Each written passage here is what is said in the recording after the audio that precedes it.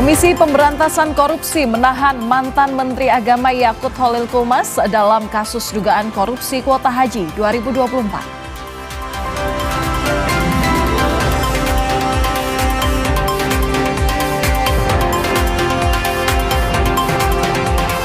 Menteri Pertahanan mengimbau masyarakat tidak perlu khawatir terhadap status siaga 1 yang dikeluarkan TNI.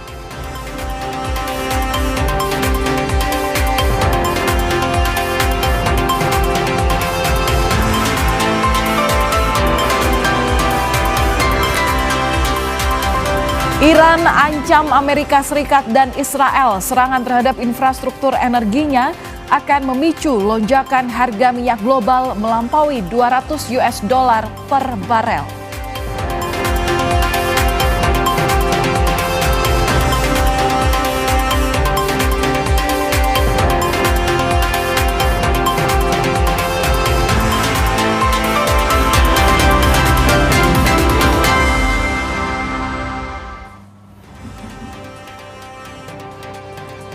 Halo saudara, selamat malam. Apa kabar Anda hari ini? Semoga kabar baik selalu bersama Anda dan juga keluarga dimanapun Anda berada. Hari ini Kompas Malam, edisi Kamis 12 Maret 2026 kembali hadir untuk Anda. Saya Valentina Sitorus.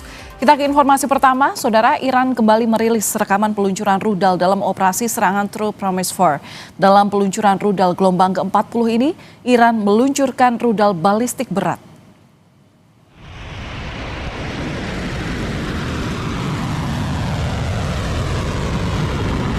Pasukan Garda Revolusi Islam Iran merilis video peluncuran rudal balistik. Peluncuran rudal ini masuk ke dalam gelombang ke-40 operasi True Promise 4. Waktu dan lokasi peluncuran yang dirilis oleh ORGC tidak dapat diverifikasi secara independen. Rudal yang diluncurkan kali ini termasuk rudal balistik berat.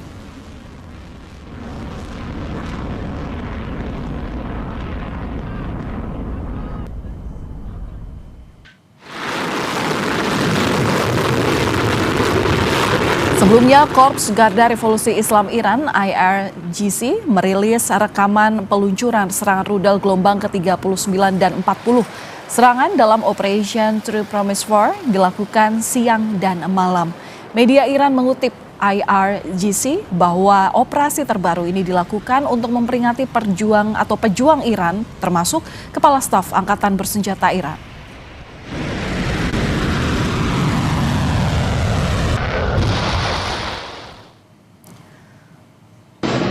Sementara itu, video amatir yang dirilis media Iran, Press TV, terlihat menampilkan sebuah rudal yang disebut sebagai Iron Dome Israel yang gagal mencegah serangan misil Iran ke Tel Aviv, Israel. Iron Dome Israel ini meledak dan jatuh ke kota Tel Aviv. Iran dibantu Lebanon meluncurkan sejumlah misil untuk menyerang sistem pertahanan Iron Dome Israel.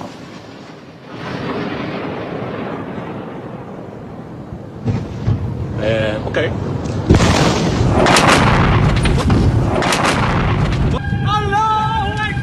Garda Revolusi Iran menyerang kapal berbendera Kepulauan Marshall dan Malta di Teluk Persia. 1 awak kapal tewas dan 38 orang dievakuasi.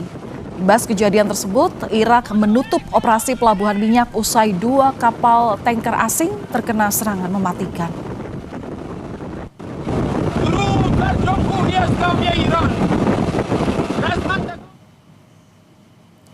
Di tengah perang melawan Amerika Serikat dan Israel, serangan drone Iran juga menyasar penyimpanan bahan bakar di sejumlah negara tetangganya, salah satu milik Oman. Akibat serangan itu, penyimpanan bahan bakar di pelabuhan Salalah, Oman terbakar hebat.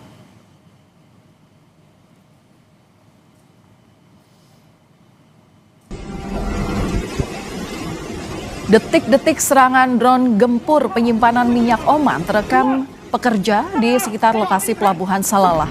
Drone Iran diduga jenis Shahed 136 ini milik Iran menabrakkan ke penyimpanan minyak Oman dan memicu ledakan.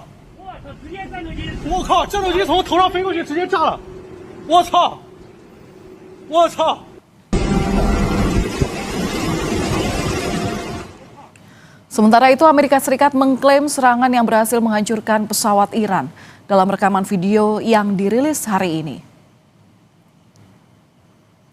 Beberapa pesawat milik Iran terlihat terbakar dan mengeluarkan asap. Militer Amerika Serikat tidak menyebut tanggal dan lokasi pasti dari video yang dirilis. Amerika Serikat mengklaim telah menyerang lebih dari 5.000 target dan lebih dari 50 kapal angkatan laut di Iran sejak dimulainya operasi Epic Fury.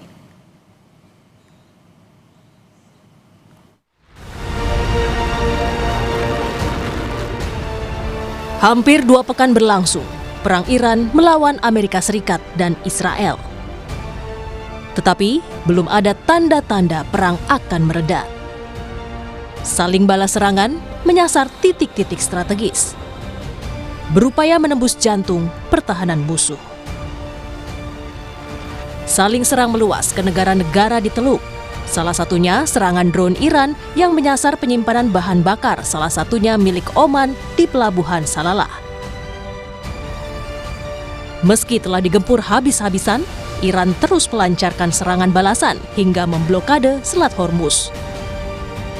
Salah satunya kapal komersial berbendera Thailand yang dilumpuhkan Iran melewati Selat Hormuz. Militer Iran mengancam tidak mengizinkan kapal apapun yang membawa minyak melewati Selat Hormuz.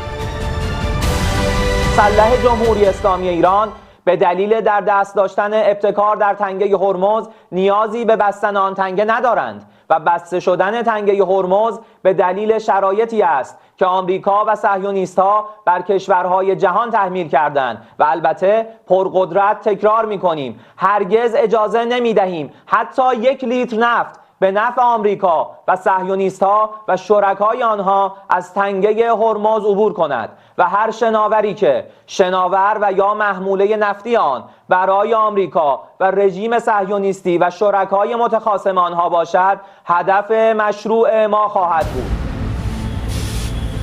Presiden Iran, Masoud Pezeshkian, mengungkap satu-satunya cara mengakhiri konflik di Timur Tengah setelah dikontak pihak Rusia dan Pakistan. Dalam akun media sosial X-nya, Presiden Masoud Pezeshkian membeberkan syarat-syarat yang harus dipenuhi untuk mengakhiri perang dengan Iran. Ia meminta Amerika Serikat memenuhi hak-hak Teheran. Iran juga menghendaki Amerika Serikat membayar ganti rugi dan memberikan jaminan internasional bahwa agresi tidak akan terulang. Sementara itu, Presiden Donald Trump mengklaim perang Amerika Serikat Israel melawan Iran hampir selesai dan berjalan lebih cepat dari rencana. Trump pun menyebut banyak negara mendukung serangannya terhadap Iran. The war itself is being prosecuted as well as anybody has ever seen, and this is other countries telling me too. Big countries, powerful countries, they said they've never seen anything like it. And they also agree with what I'm doing. They say it's an evil country, and it's been for 47 years that way. Perang Iran melawan Amerika Serikat Israel berdampak ke banyak negara di dunia. Salah satunya terhadap pasokan bahan bakar minyak. Lantaran terganggunya keamanan di Selat Hormuz yang merupakan jalur utama perdagangan minyak dunia.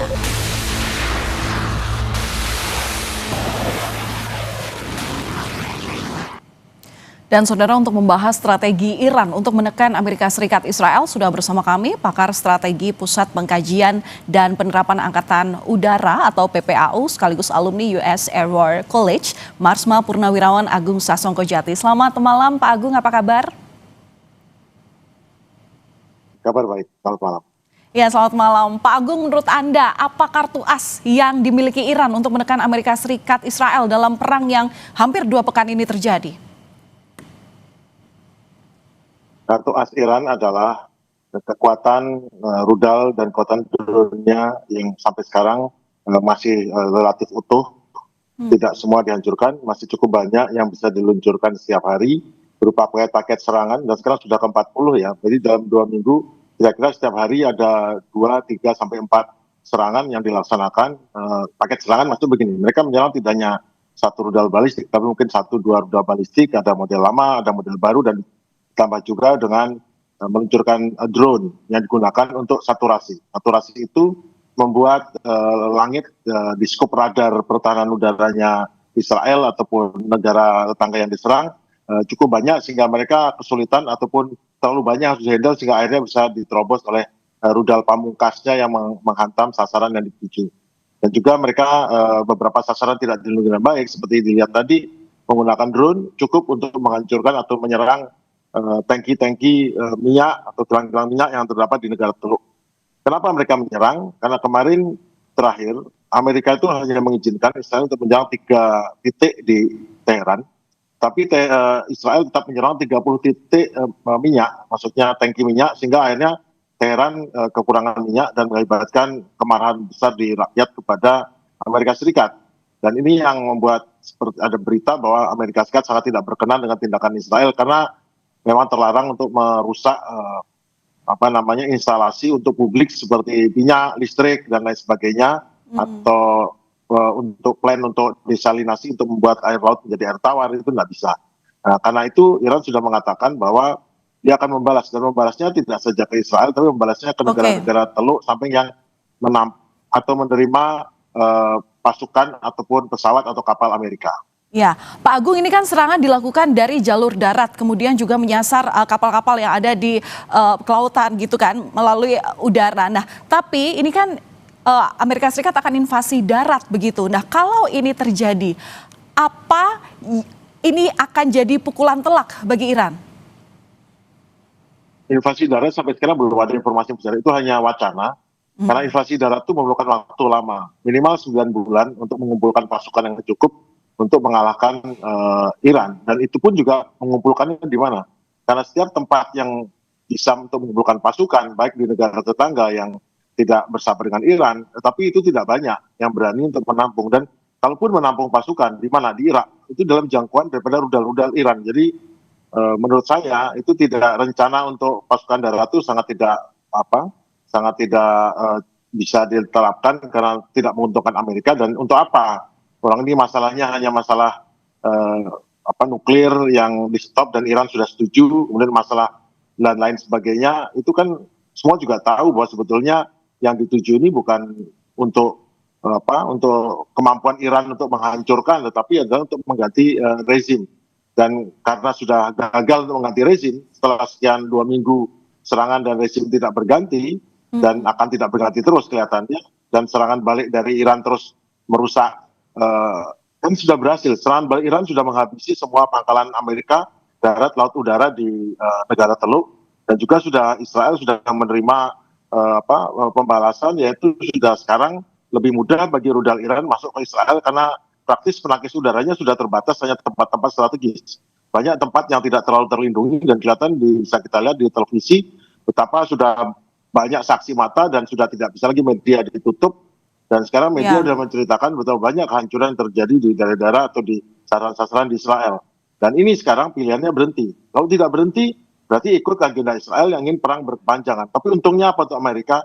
Amerika tidak untung sama sekali. Amerika itu negara yang Iya, tapi dengan Selat Hormuz saat ini ada juga ranjau yang dipasang oleh Iran, kemudian juga upaya-upaya untuk membekukan distribusi untuk minyak dunia melalui Selat Hormuz ini. Sebenarnya Amerika Serikat ini tahu nggak sih strategi untuk membuka Selat Hormuz tersebut, Pak Agung?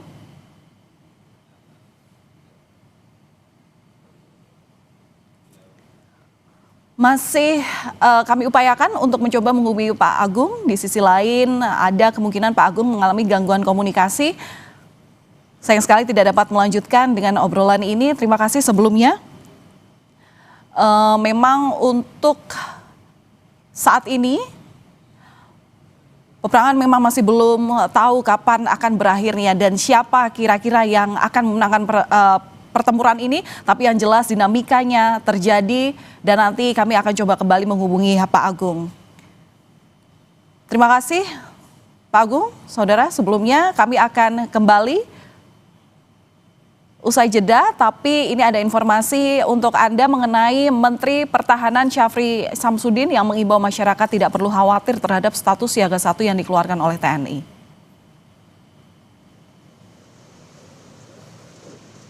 Menurut Menteri Pertahanan, status siaga 1 merupakan bentuk upaya TNI dalam menjaga keamanan masyarakat. Menteri Pertahanan bilang siaga 1 ini merupakan bentuk kesiapan TNI.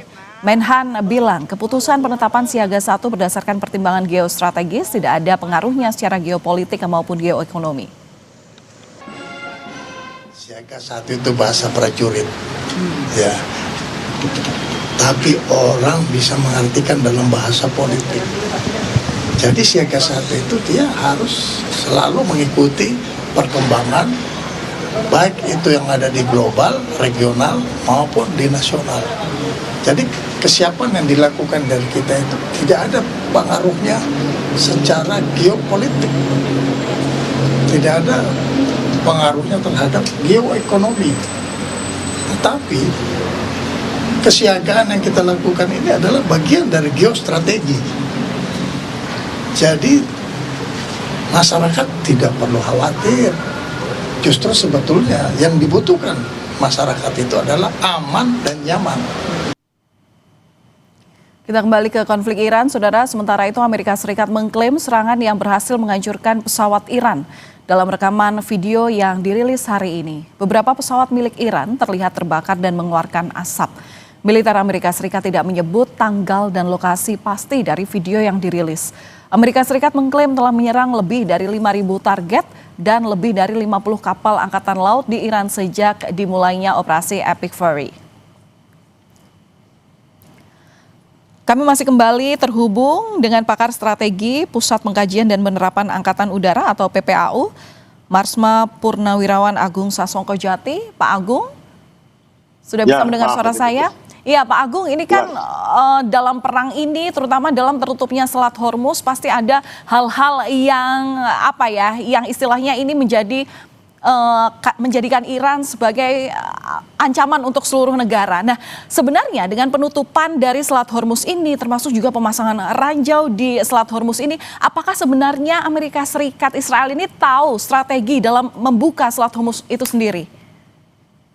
Jadi begini, memang Amerika dan Israel, khususnya Amerika lah ya, itu memang selama ini menekan Iran di segala bidang, di bidang diplomasi, bidang informasional, media, di bidang militer dan ekonomi ditekan. Dan Iran membalasnya dengan cara asimetris. Jadi dia membalasnya dengan cara yang tidak lazim. Yaitu pertama dia menerima dihajar gini, dia tahu bahwa kekuatannya tidak seimbang untuk pertahanan udaranya. Namun di sisi lain dia juga tahu bahwa kekuatan penyerangnya berupa rudal dan drone itu juga sangat ampuh. Dan untuk itu Amerika sangat tidak siap untuk bahwa pangkalannya diserbu, kemudian ikut menyerang negara teluk, menerima bebannya, menerima akibat daripada serangan ini, kemudian penghancuran serangan langsung ke Israel itu tidak siap, karena siapnya adalah begitu dibunuh pimpinannya Ayatollah Ali Khamenei, maka sesuai dengan kerencanaannya Israel, maka akan takluk tunduk dan akan mau menerima negosiasi. Tapi ternyata tidak seperti itu. Jadi semua serangan ini berhasil. Saya akui bahwa Amerika dan Israel menyerang itu 100% berhasil lah. Sukses lah, mungkin ada kurang-kurangnya, ada salahnya. Tetapi ternyata terbukti bahwa serangan yang berhasil ketika tactical operational ini tidak berdampak untuk tingkat strategis, karena tujuan strategisnya itu mengganti rezim, kemudian menghentikan serangan rudal, kemudian pengayaan aluminium, uranium, dan kemudian juga pemerintahnya terhenti, serta proksinya terhenti dan rakyatnya berontak, itu tidak terjadi. Perlu kita ketahui bahwa sebetulnya bukan hanya Iran saja, Houthi juga menyandera kapal-kapal di Laut Merah, sehingga kapal Laut Merah juga tidak berani lewat. Itu yang terjadi juga saat ini. Ya, Pak Agung, menurut Anda seperti apa akhir dari perang ini? Akan seperti apa akhir dari perang ini? Ini adalah sebetulnya akhir yang tidak dikehendaki sama semua pihak. Kenapa? Karena pada akhirnya terus terang operasi Epic Fury-nya Amerika ini gagal mencapai tujuan strategisnya. Berhasil mencapai tujuan taktisnya, menghancurkan daftar. Jadi ini adalah result based operation, operasi yang hasilnya sukses, tetapi dampaknya tidak sukses. Jadi hasilnya itu apa yang terdapat di daftar target berhasil dihancurkan semua. Tetapi tujuan dari hancurnya target, yaitu dampak berupa menyerahnya rezim, tidak terjadi. Jadi praktis secara general, secara strategis, operasi ini gagal. Dan untuk itu, bila Amerika sudah bicara soal melangkah ke yang lainnya, baik penghentian atau dilanjutkan serangan darat, berarti memang operasi ini gagal. Harus pindah ke operasi yang lain atau malah berdamai. Itu yang pilihan yang terbaik saat ini. Baik, terima kasih sudah berbagi pandangan Anda kepada kami di Kompas Malam Kompas TV, pakar strategi Pusat Pengkajian dan Penerapan Angkatan Udara atau PPAU, sekaligus alumni US Air War College, Marsma Purnawirawan Agung Sasongko Jati. Terima kasih Pak, salam sehat selalu. Terima kasih, selamat malam. Kami akan kembali usai jeda dengan informasi mengenai Komisi Pemberantasan Korupsi menahan mantan Menteri Agama Yakut Khalil Qomas dalam kasus dugaan korupsi kuota haji 2024.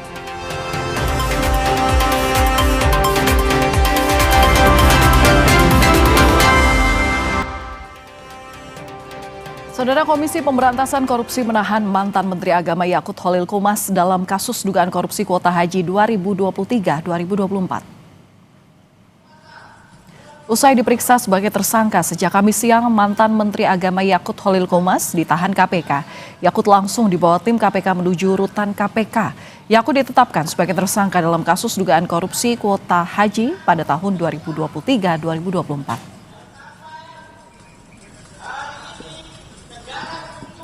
KPK menyampaikan di kasus korupsi kuota haji 8.000 lebih jemaah gagal berangkat karena ada perubahan porsi kuota yang dilakukan ex-Menteri Agama Yakut. Pada rapat bersama DPR, Kemenak setuju porsi kuota tambahan untuk jemaah reguler 92%, sedangkan saat pelaksanaan kuota tambahan untuk reguler jadi 50%.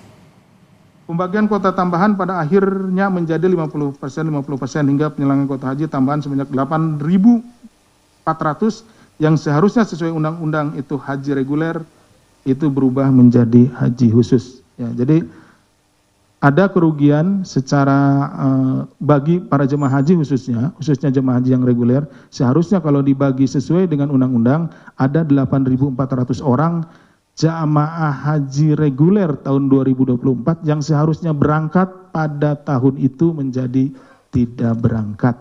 Nah, intinya informasi lebih lengkap soal penahanan ex-Menak Yakut di kasus korupsi kuota haji kita akan sapa jurnalis Kompas TV Esra Ambarita dan Jenifan Prapta di Gedung Merah Putih KPK. Esra, seperti apa indikasi penyimpangan kasus kuota haji yang membuat ex-Menak jadi tahanan KPK? Ya, berdasarkan pernyataan yang disampaikan oleh pihak KPK bahwa dari ex-Menak KPK yakni ini telah melakukan penyortiran untuk kuota haji di tahun 2023 hingga 2024, di mana tadi disampaikan bahwa di tahun 2023 seharusnya kuota haji yang 8.000 sepenuhnya ini milik dari kuota haji reguler. Namun terjadi pemufakatan dari ex-Menak Yakut Khalil menjadi 50% untuk reguler dan juga kuota haji khusus. Nah, kemudian ini juga dilakukan di tahun 2024, di mana dari pemerintah Arab Saudi memberikan kuota haji tambahan 221.000. Namun dalam implementasinya ini juga dibuat 50%.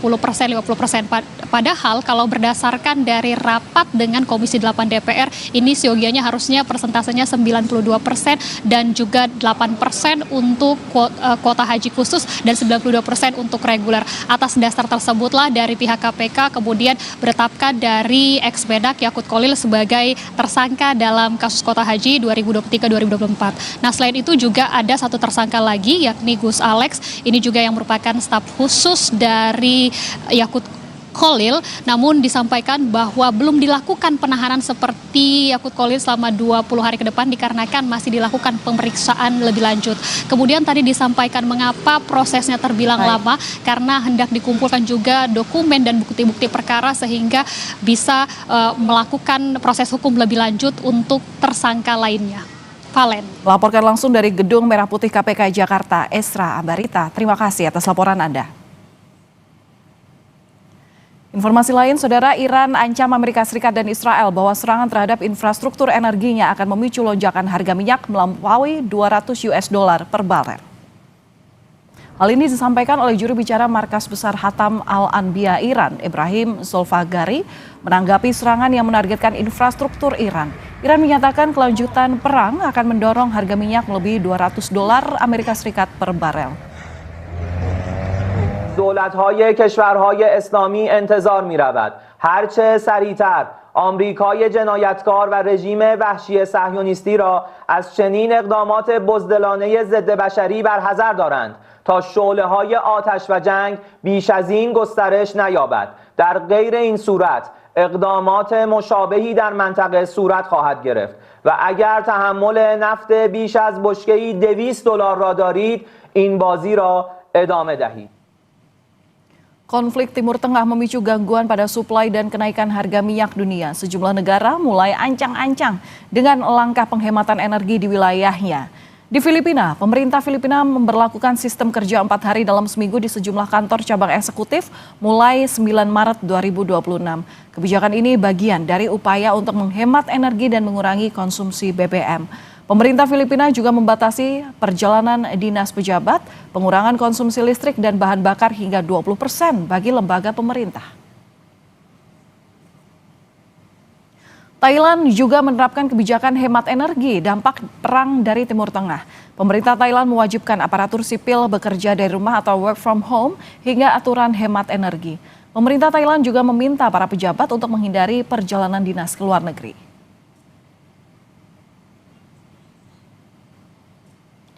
Sementara di Bangladesh, sebagai langkah darurat dalam menjaga pasokan listrik dan bahan bakar akibat ketegangan konflik di Timur Tengah, pemerintah Bangladesh menutup sementara seluruh lembaga pendidikan di negara itu. Keputusan itu berlaku bagi seluruh universitas negeri maupun swasta, sekolah menengah, dan pusat pelatihan. Aturan hemat listrik juga diterapkan.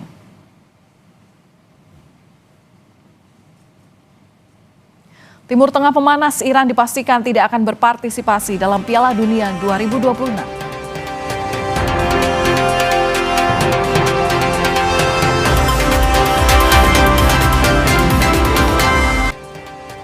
Saudara, situasi geopolitik yang memanas membuat Iran akhirnya memutuskan untuk tidak mengikuti gelaran Piala Dunia 2026 yang digelar di Amerika Serikat, Kanada, dan Meksiko. Setelah pecah perang dengan Amerika Serikat dan Israel, Iran akhirnya memutuskan tidak ikut ambil bagian pada Piala Dunia 2026 yang digelar Juni mendatang di Amerika Serikat, Kanada, dan Meksiko. Melalui Menteri Pemuda dan Olahraga Ahmad Donyamali, Iran memutuskan tim nasionalnya tidak akan berpartisipasi di Piala Dunia 2026. Serangan AS dan Israel ke Iran yang menyebabkan tewasnya pemimpin tertinggi Ayatullah Ali Khamenei jadi alasannya. Iran juga mengklaim pemain timnasnya tidak akan aman selama berada di Amerika Serikat.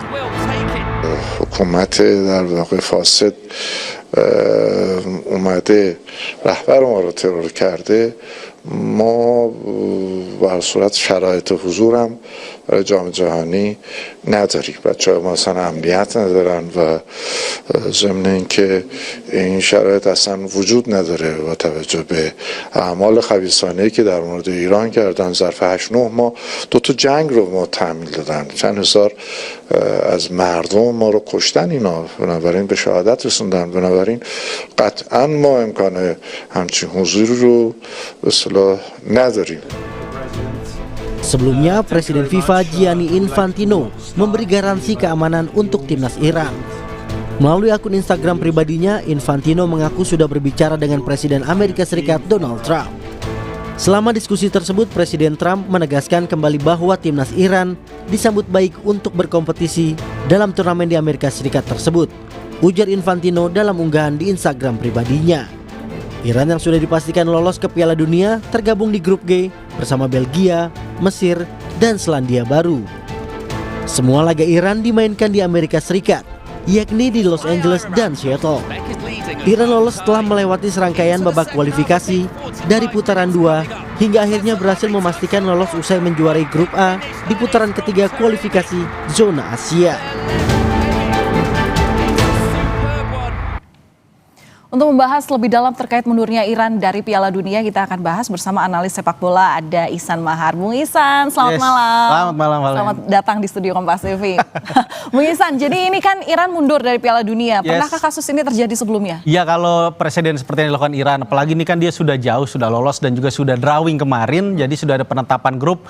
Belum pernah terjadi kejadian seperti ini. Dulu pernah mungkin Austria tahun 50-an, saat itu ada permasalahan, tapi saat itu belum ada undian grup dan juga belum sekompleks sekarang situasinya, maksudnya dalam artian Piala Dunianya, turnamennya. Jadi memang kondisi sekarang Iran, apalagi mereka sudah ini tidak hanya Iran tuh tidak hanya sudah masuk grup, udah ada grupnya, tapi FIFA sudah menggelontorkan dana subsidi sebagai peserta yang memang itu awal dikasih sebesar 1,5 juta US dollar atau sekitar 20 miliar rupiah. Dan itu memang sudah digunakan tim untuk membooking training camp. Dan Iran kemarin sudah saya dapatkan informasinya bahwa mereka sudah ngebooking Kino Sport Complex di Tucson, Arizona. Jadi memang mereka sebenarnya sudah siap untuk bertarung di Piala Dunia dan semua segala persiapan sudah disiapkan. Tapi masalah ini dan kemarin juga Ahmad Donyameli, Menporanya mereka menyatakan bahwa mereka mundur, yaitu mereka sudah menghitung, ada hitung-hitungannya mereka. Karena sebenarnya dari Federasi Sepak Bola Iran itu mereka sudah siap dan uang itu sudah mereka alokasikan, termasuk mereka sudah berencana untuk melakukan training camp pada akhir bulan Mei nanti. Berarti kalau sudah sejauh ini, sanksinya gimana dong untuk Iran? Jelas ini sulit. Kalau bisa dikatakan mundur atau tidak Iran, semuanya akan kita menunggu dari keputusan FIFA. Presiden Gianni Infantino nanti kemungkinan dalam 1 atau 2 pekan mendatang akan memberikan keputusan. Karena kemarin sebenarnya di awal Maret ini sudah ada pra-meeting untuk Piala Dunia yang diikuti oleh 42 peserta yang sudah lolos. Hanya saja Iran tidak diajak. Jadi Iran tidak ikut dalam pertemuan yang berlangsung sekitar 3 hari di Atlanta, Amerika saat itu semua membahas tuh bagaimana soal turnamennya, bagaimana soal medical, bagaimana nanti soal persiapan pemain, dan Iran tidak ada di situ, delegasi Iran. Jadi memang ini ada situasi yang memang dikatakan Iran sudah tanda kutip mulai dikucilkan nih. Sanksinya apa? Gambarannya apa? Tidak boleh ikut Piala Dunia. Nah itu uang gimana? Nah itu untuk tidak ikut Piala Dunia ataupun dikucilkan dari turnamen internasional itu akan jadi efek lanjutannya. Tapi nggak cuma Piala Dunia aja. Betul sekali. Dan yang pastinya nantinya akan itu juga akan mengaruh ke banyak. Misalkan ke futsal Asia, Iran kita tahu tim terbaik Asia futsal.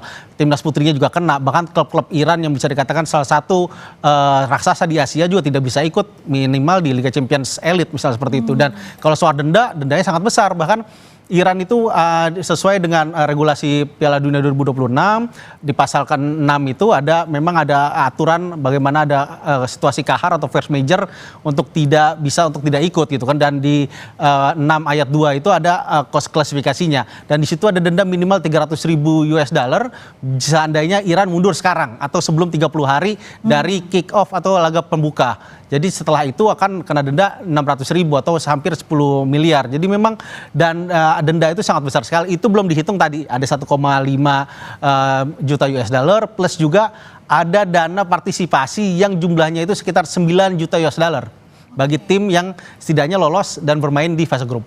Tapi ini memang bukan force majeure ya, sekali lagi ya, dengan kondisi yang seperti ini. Kalau melihat dari statement Gianni Infantino kemarin setelah bertemu Presiden Trump, jelas ini bukan force majeure. Bagi FIFA, Iran masih diperbolehkan main, bahkan kemarin pertemuan itu memang khusus membahas soal Iran, dan saya baca beberapa kali dan juga saya dengar itu ada pertemuan sekitar 1,5 jam pertemuan itu dan khusus membahas Iran.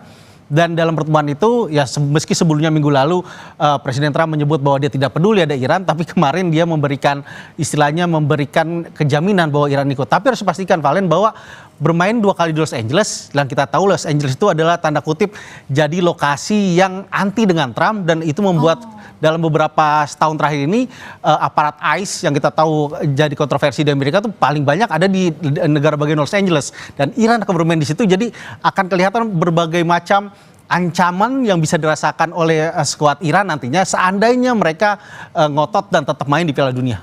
Oke, adanya kasus ini mundurnya Iran bakal mengurangi atmosfer Piala Dunia nggak? Kalau kita bicara Iran luar biasa, negara yang kaya sepak bola. Bahkan kalau bisa kita lihat, Iran itu sebenarnya adalah negara yang bisa dikatakan di Asia tuh hanya kalah dari Indonesia dan Jepang mungkin kalau soal fanatismenya. Bahkan Iran, kalau kita membahas soal Liga Iran itu salah satu bisa dikatakan liga termahal dalam arti untuk animo masyarakat. Karena laga misalkan Persepolis melawan Sepahan, Derby Teheran itu harga tiket paling murah itu sekitar Rp500.000. Untuk negara yang hanya harga bensin 500 perak per liter, tentu itu sangat tinggi sekali. Tapi buat mereka sepak bola itu memang hiburan yang luar biasa buat mereka. Jadi memang antusiasme akan besar, apalagi kalau bicara kemarin pengalaman saya di Piala Dunia 2022, laga-laga Iran itu disaksikan oleh pendukung mereka sendiri itu rata-rata sekitar 80-85% okupansi stadion dengan pendukung Iran sendiri. Jadi memang ini tentu akan jadi kekurangan yang sangat besar bagi timnas Iran dan juga bagi FIFA nantinya di Piala Dunia nanti. Pengganti Iran kalau akhirnya dipastikan mundur, gimana?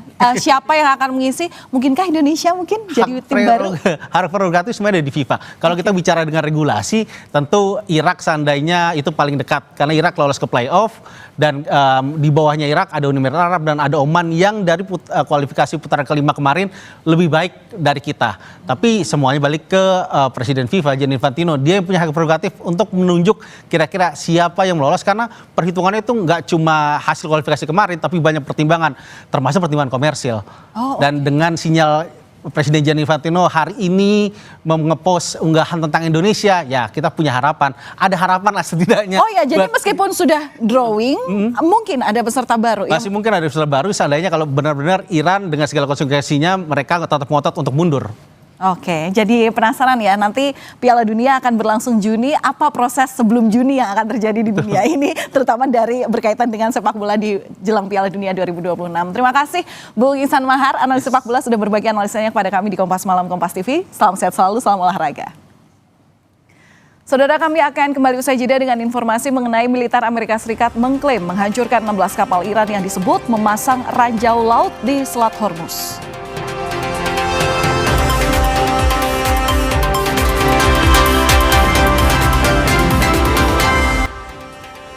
Militer Amerika Serikat mengklaim menghancurkan 16 kapal Iran yang disebut memasang ranjau laut di Selat Hormuz.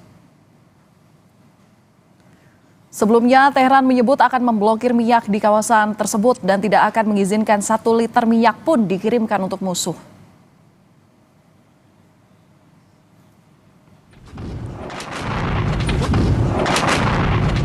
Garda Revolusi Iran menyerang kapal berbendera Kepulauan Marshall dan Malta di Teluk Persia. 1 awak kapal tewas dan 38 orang dievakuasi. Imbas kejadian itu, Irak menutup operasi pelabuhan minyak usai 2 kapal tanker asing terkena serangan mematikan.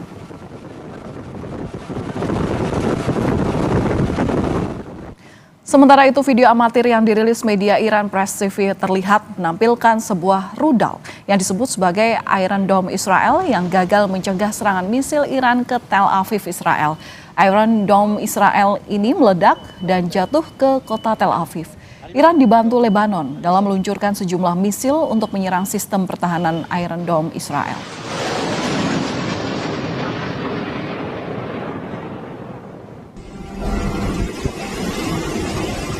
Ini adalah detik-detik serangan drone gempur penyimpanan minyak Oman yang terekam pekerja di sekitar lokasi pelabuhan Salalah. Drone Iran diduga merupakan jenis Shahid 136 milik Iran menabrakkan ke penyimpanan minyak Oman dan memicu ledakan.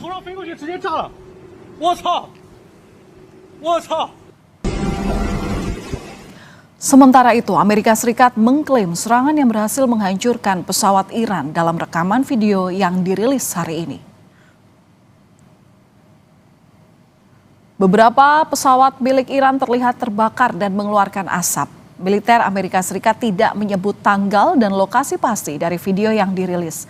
Amerika Serikat mengklaim telah menyerang lebih dari 5.000 target dan lebih dari 50 kapal angkatan laut di Iran sejak dimulainya operasi Epic Fury.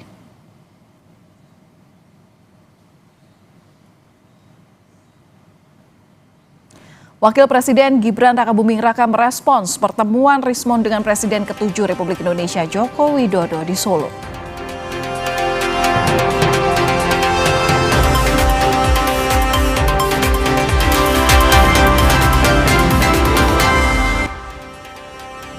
Saudara, Wakil Presiden Gibran Rakabuming Raka merespons pertemuan dan permintaan maaf Rismon Sianipar terkait tudingan ijazah palsu Jokowi. Gibran menyebut langkah tersebut menunjukkan kedewasaan dalam berdemokrasi. Rismon Sianipar, tersangka dugaan fitnah ijazah Jokowi, menemui Presiden ke-7 Republik Indonesia di kediamannya yang ada di Solo pada Kamis sore. Rismon mengaku penelitiannya dalam Jokowi's White Paper ada kekeliruan. Sebelum berkunjung ke rumah Jokowi, Rismon sempat mengajukan permohonan restoratif justice kepada penyidik Polda Metro Jaya. Ia pun memastikan tudingan soal ketidakaslian ijazah Jokowi tidak terbukti.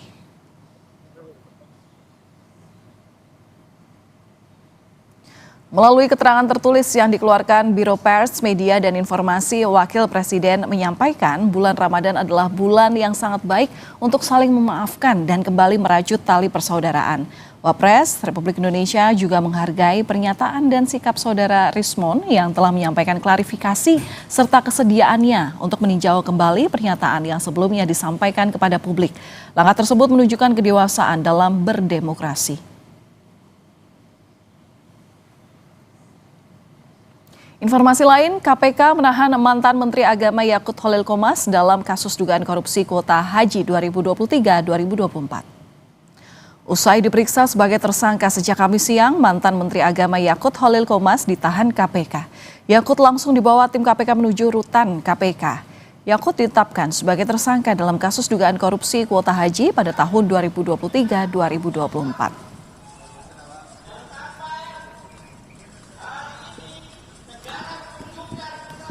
Dan kami tutup Kompas Malam sampai di sini. Selalu cukupi kebutuhan hidrasi Anda pada saat sahur dan berbuka puasa dengan 3 botol air mineral 700 ml yang setara dengan 2 liter air untuk 1 hari puasa pasti sejuknya. Saya Valentina Sitorus pamit. Terima kasih atas perhatian Anda. Sampai jumpa.